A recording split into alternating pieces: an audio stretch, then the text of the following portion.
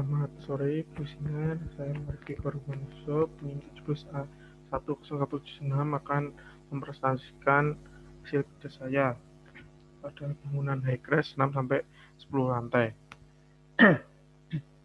Ini ada contoh-contoh bangunan high crash seperti Menara Pinisi, Burj Khalifa, Regatta Tower, dan yang berada di Indonesia yaitu Menara Wisma PNI 46.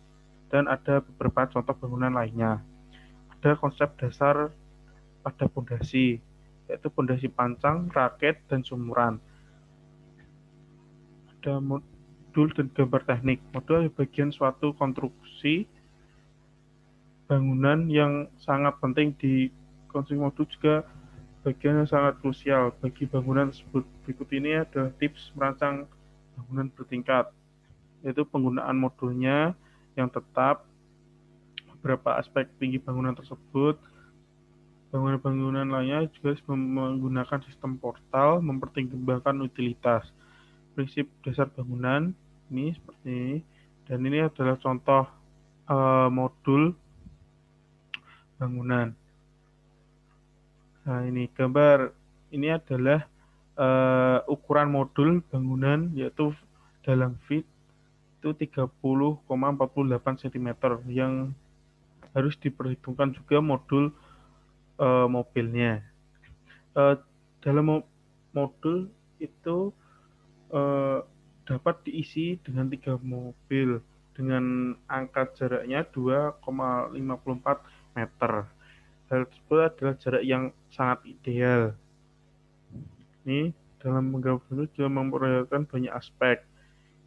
Contohnya arah, mata angin, notasi, ukuran, gambar kerja, area servis, pemilihan AC, dan utilitas penempatan cooling tower.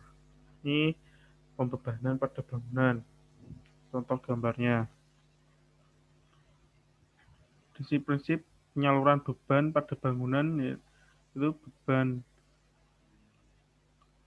seperti ini. Kombinasi pembebanan. Ini rumusnya. Ini contohnya.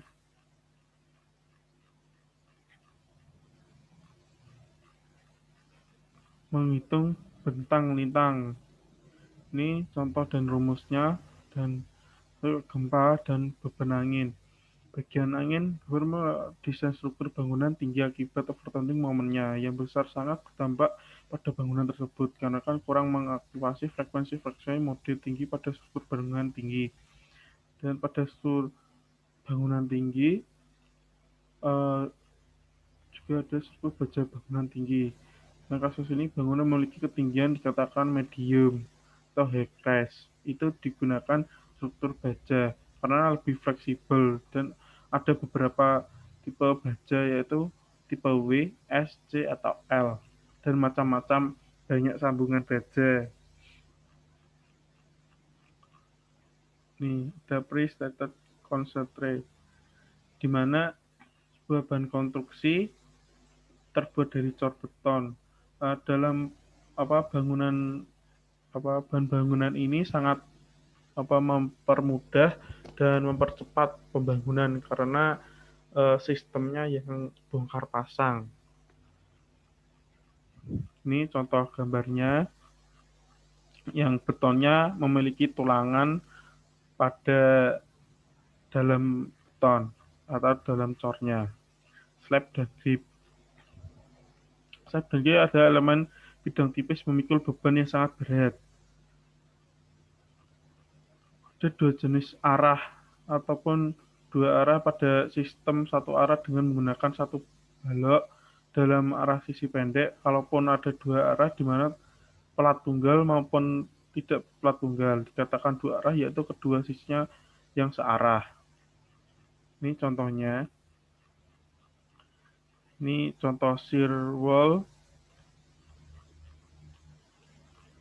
Ini shear wall atau sebagai penutup core.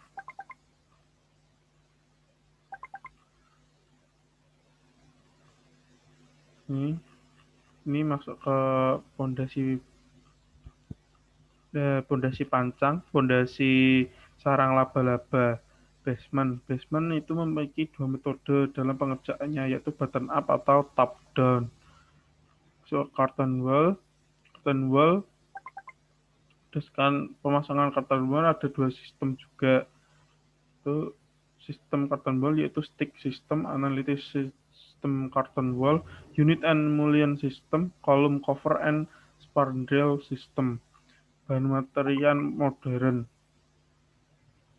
yaitu ada wool comment board atau WWCB, yaitu yang terbuat dari wool atau serat kayu. Ya, ada juga beton ringan.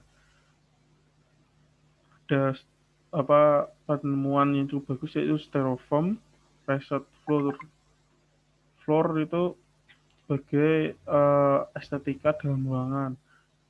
Jadi yang transparan lantainya. Ada fireproof plaster.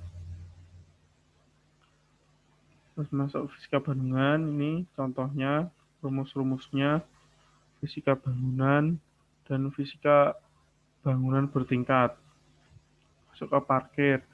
Parkir adalah dan landscape adalah suatu tempat yang wajib ada pada bangunan dalam perancangan konstruksi buatan. Masuk ke manajemen kelola proyek.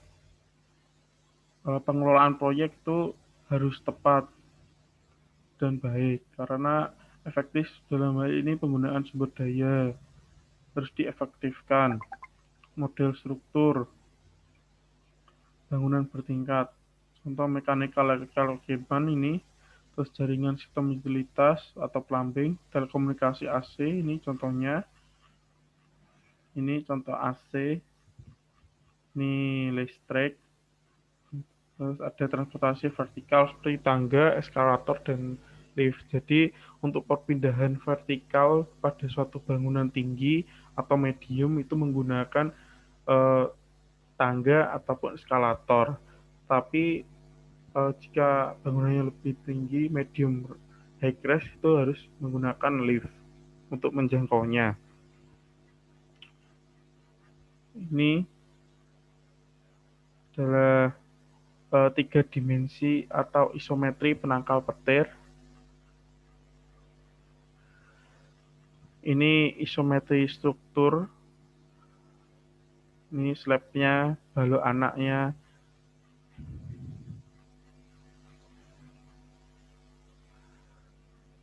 Ini ada set plan dari bangunannya. Di sini ada tempat parkir dan sirkulasi untuk masuk ke site-nya dari set tapak ini berada di Jalan Profesor Sudarto. Ini situasinya. Ini Dena Basement.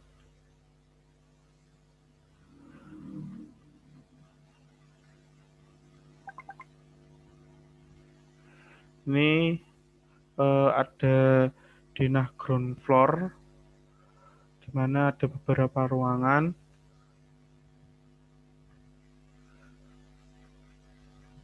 Setelah Dena Ground Floor ada Dena Tipikal lantai 1 sampai 9. Ini di Dena Tipikal ada ruang rapat, ruang pimpinan, ada tellernya, ATM, dan lain-lain.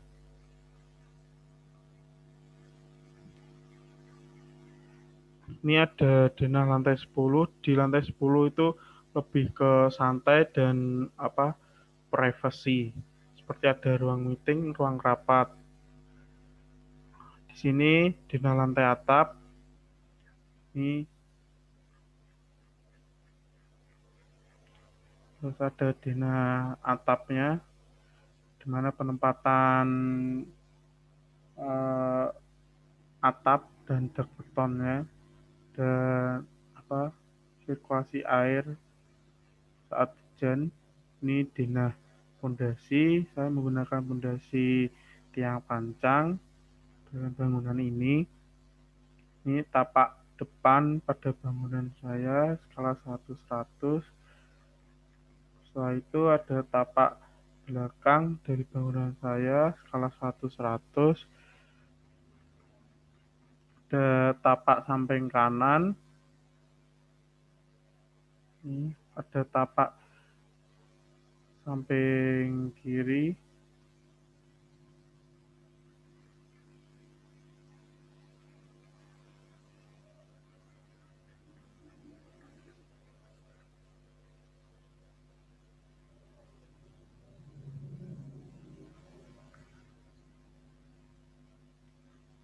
ya, dan ada beberapa gambar isometri dan lainnya. Sekian dari saya, terima kasih.